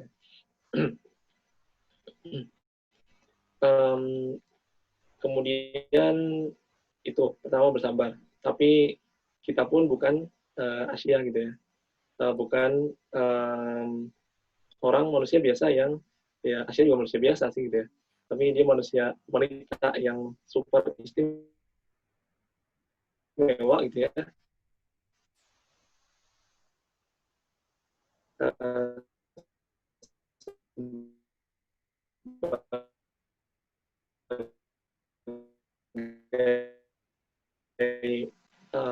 Wanita atau kita, maka dengan pasangan kita gitu. Selama itu bukan hal-hal yang fundamental ya, selama itu bukan hal yang menyangkut agama gitu ya, misalkan suaminya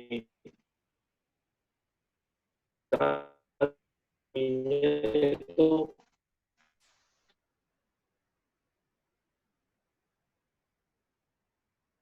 seorang suami gitu ya, misalkan dia sampai meninggalkan sholat, kemudian melakukan berbagai macam kemaksiatan yang nyata, maka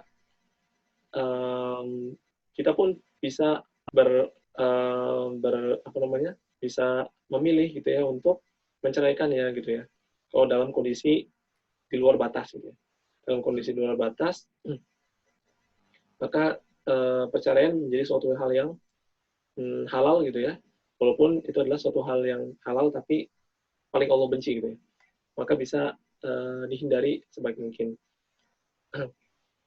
Kemudian dengan cara selanjutnya, kalau dengan cara berkomunikasi atau misalkan berkomunikasi pun kita perlu apa namanya? Kita perlu introspeksi diri ya. Mungkin cara berbicara kita yang kurang tepat gitu. Mungkin kita ingin menasihati pasangan kita, tapi cara menasihati kita kurang baik gitu. Sehingga pasangan hidup kita tidak kurang bisa menerima saran dari kita. Itu pun perlu kita koreksi, perlu kita introspeksi diri kita. Tapi setelah kita menyampaikan yang baik, kemudian segala halnya itu baik kita lakukan, kita sampaikan, maka kalau masih belum bisa, coba minta untuk orang ketiga atau sahabatnya atau keluarganya atau ke orang tuanya untuk memberikan nasihat kepadanya untuk menyatukan atau untuk membereskan perselisihan tersebut. Kemudian lagi-lagi ya berdoa kepada Allah untuk merubah atau untuk membolak-balikan pasangan hidup kita tersebut gitu ya, agar yang kurang-kurang benernya Allah luruskan dan bisa ya bisa berdampingan perilakunya dengan kita. Ya mungkin itu yang bisa saya jawab. Baik, terima kasih banyak. Tadi ya, jadi hal-hal yang kecil yang memang bisa ditolerin sih nggak apa-apa ya. Tapi kalau misalnya yang besar kayaknya juga yang besar itu juga perlu dihati-hati, dan kalau misalnya yang kecil-kecil masih ada orang tua yang bisa mengakurkan gitu ya, ada orang pihak ketiga yang bisa membantu kita kayak gitu. Nah, ini tuh Pak, waktunya 3 menit lagi. Saya pilih satu pertanyaan terakhir aja ya Kang ya. Izin bertanya, apakah dosa terdahulu katanya apakah dosa terdahulu juga bisa jadi faktor lamanya kita menuju jenjang pernikahan? Adapun dosa yang dimaksud adalah semisal perpisahan yang tidak baik. Jika begitu, cara mensikapinya gimana?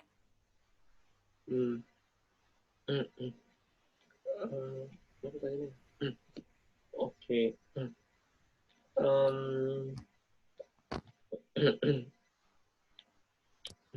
Ya.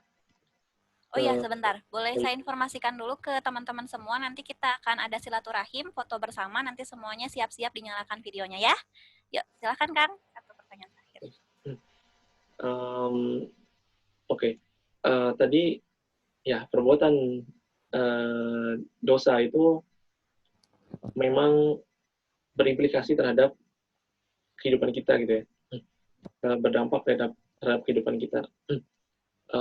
Apalagi misalkan contohnya kayak makanan atau minuman yang haram yang masuk ke dalam perut kita, mengalir di dalam kita, itu bisa mengubah perilaku kita gitu ya, habit kita menjadi kurang baik.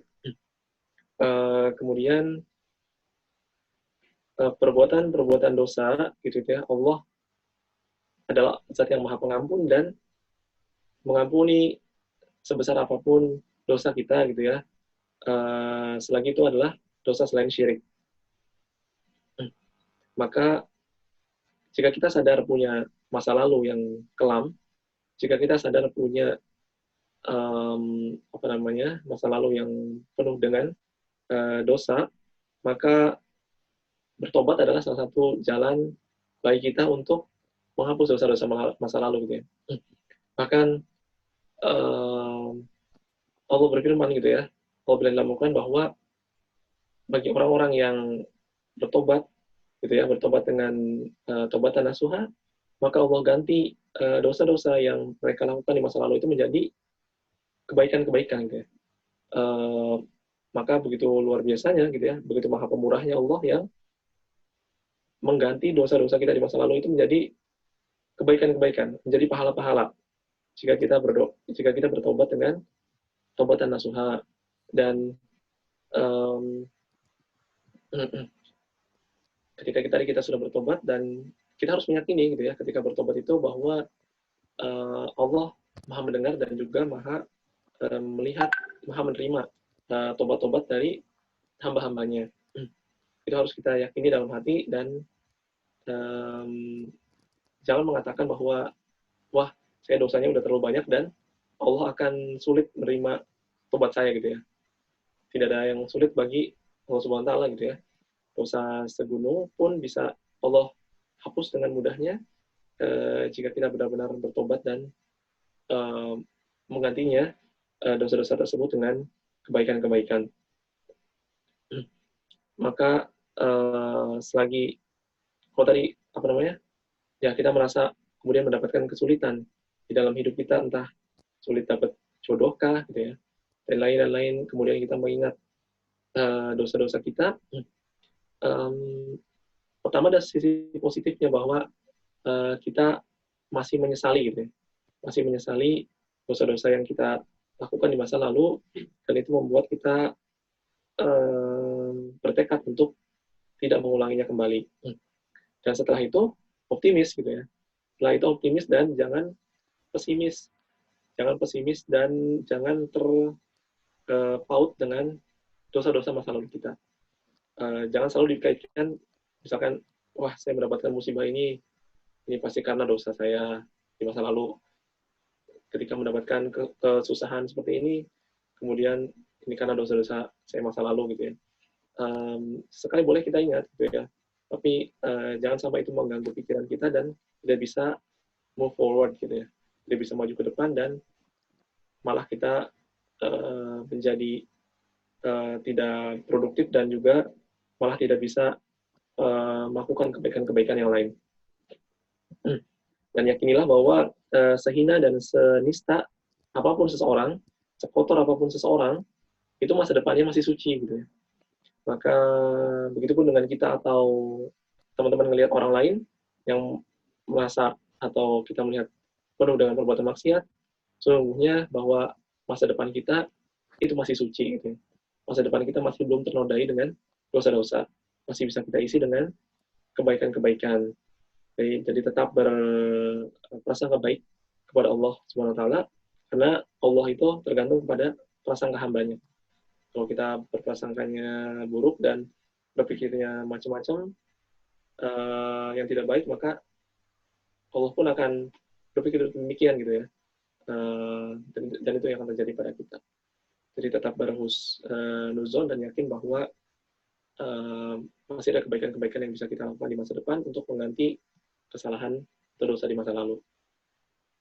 Baik, benar ya Kang ya. Kita berhusnuzon kepada Allah ya Kang. Ya, terima kasih banyak alhamdulillahirobbilalamin kepada Kang Satria yang sudah membagikan ilmunya hari ini, sharingnya hari ini. Semoga senantiasa mendapatkan keberkahan. Semoga ilmu hari ini juga dapat menjadi acuan kita dalam memilih dan menentukan belahan hati ya. Teman-teman, sudah dinyalakan semua videonya. Sebelum kita foto bersama, saya ada polling dulu nih. Benar ya, diisi ya semuanya ya, launching polling. Nah, ya ada, muncul nggak nih? Muncul? Ya silakan diisi ya. Ini ada berapa? Wow.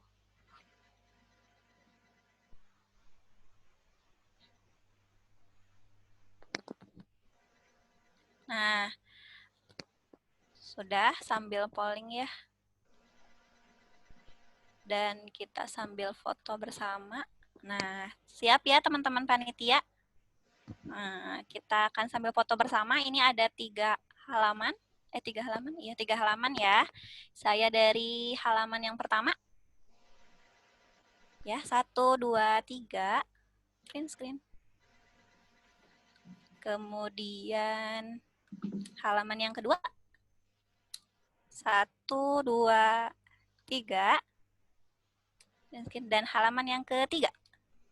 1, 2, 3.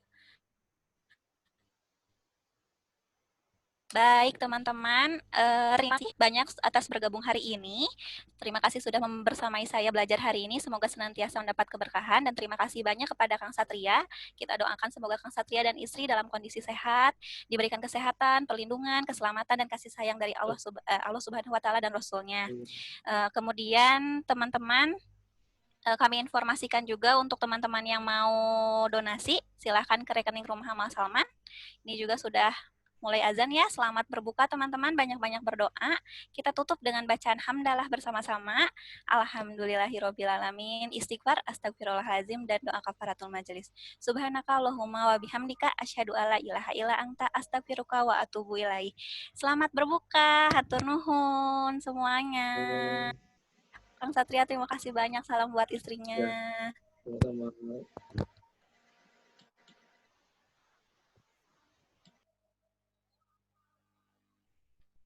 Makasih banyak Kang Satria.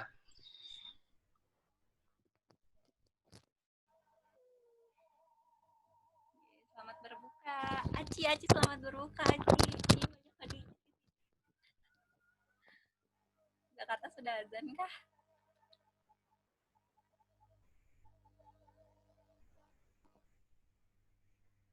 Sudah ya. Dadah.